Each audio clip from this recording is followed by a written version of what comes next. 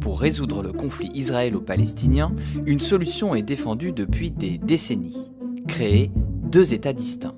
D'un côté, il y aurait Israël, reconnu comme État juif, de l'autre, un État palestinien démilitarisé, constitué de la bande de Gaza et de la Cisjordanie. Le problème, c'est que la Cisjordanie, justement, est aujourd'hui complètement morcelée. Les zones d'habitation palestiniennes s'entremêlent avec les colonies israéliennes. Et cette situation s'aggrave, rendant de plus en plus difficile l'émergence de deux États clairement séparés. Pour comprendre comment a pu se produire une telle fragmentation, il faut faire un bond dans le temps. Voici la ligne verte issue de l'armistice de 1949. À l'époque, elle sépare l'État d'Israël, qui a été proclamé à peine un an auparavant, des pays arabes voisins, comme la Jordanie. Ce n'est pas à proprement parler une frontière, mais c'est un tracé de référence. Établie à l'époque comme une ligne de cessez-le-feu, elle a ensuite servi de base de discussion en vue de l'émergence d'un État palestinien. Mais depuis, les choses se sont largement compliquées. Il y a 50 ans, en juin 1967, l'armée israélienne défait ses ennemis arabes pendant la guerre des 6 jours et conquiert plusieurs territoires.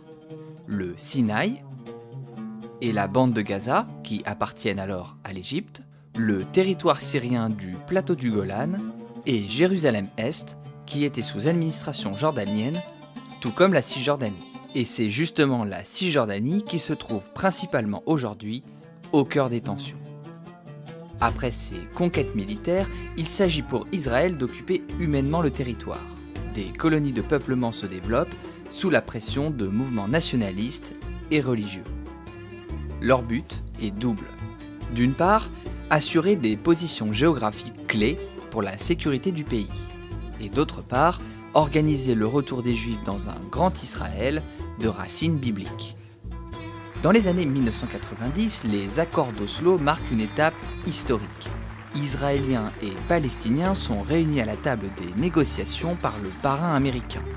Ils s'entendent alors sur un plan par étapes en vue de l'émergence d'un État palestinien.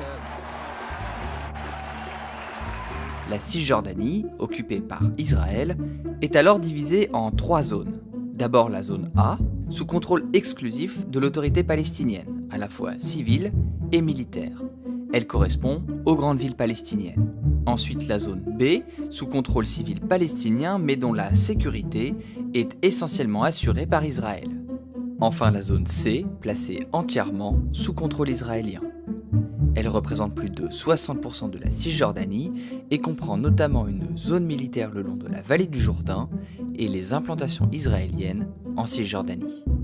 Le problème, c'est que des colonies de peuplement ont continué de se développer et de s'étendre, et la plupart sont reconnues par le gouvernement israélien.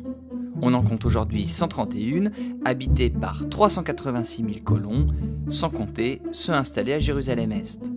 Leur nombre n'a cessé de croître au fil des années. Ils représentent 4% de la population israélienne et 13% des habitants de la Cisjordanie. Certaines colonies sont même réunies dans ce que l'on appelle des blocs, comme Ariel, Mal Adumim et le Gush Etzion par exemple. Ces groupes de colonies ont leurs propres usines, leurs routes, interdites aux Palestiniens. Ariel a même sa propre université. Véritable ville israélienne en plein territoire palestinien, ces blocs seront certainement annexés par Israël si un accord de paix était trouvé un jour. Mais ce n'est pas tout. En plus des colonies, il y a aussi ce que l'on appelle les avant-postes. Ce sont des colonies sauvages, illégales, même au regard du droit israélien. Selon l'ONG La Paix Maintenant, 97 de ces colonies sauvages ont poussé depuis 1990. Officiellement, les autorités israéliennes n'ont jamais donné leur accord, mais dans la réalité, l'armée a assuré la sécurité de ces colons qui se considèrent comme des pionniers. L'eau, l'électricité, le ramassage des poubelles, les bus scolaires, tous les services leur ont été assurés. Alors, parce qu'elles sont illégales aux yeux de la loi israélienne, certaines de ces colonies sauvages ont été évacuées, comme celle d'Amona en février 2017. Mais la colonisation ne devrait pas pour autant s'arrêter là. Pourquoi ? D'abord parce que l'arrivée de Donald Trump à la Maison-Blanche lui a donné un coup d'accélérateur. Le président américain a en effet multiplié les signaux encourageants vers Israël, en désignant par exemple un ambassadeur tout acquis à la cause de la colonisation. Ensuite, parce que le Premier ministre, Benjamin Netanyahou, a besoin du soutien des colons et de la droite nationale religieuse israélienne pour se maintenir au pouvoir. À la tête de la coalition la plus à droite de l'histoire d'Israël, il essaie donc par tous les moyens de blanchir ces colonies illégales. En mars 2017, il a même validé la création d'une nouvelle colonie dans la vallée de Shiloh, la première depuis 25 ans. Une décision qui suit la légalisation par les députés israéliens un mois plus tôt de milliers de logements construits sur des terres privées palestiniennes et l'extension régulière de colonies déjà existantes. Officiellement donc, Benjamin Netanyahou prétend toujours soutenir la solution à 2 États. Mais les intérêts des colons étant placés au centre de l'action gouvernementale, cette solution semble plus éloignée que jamais.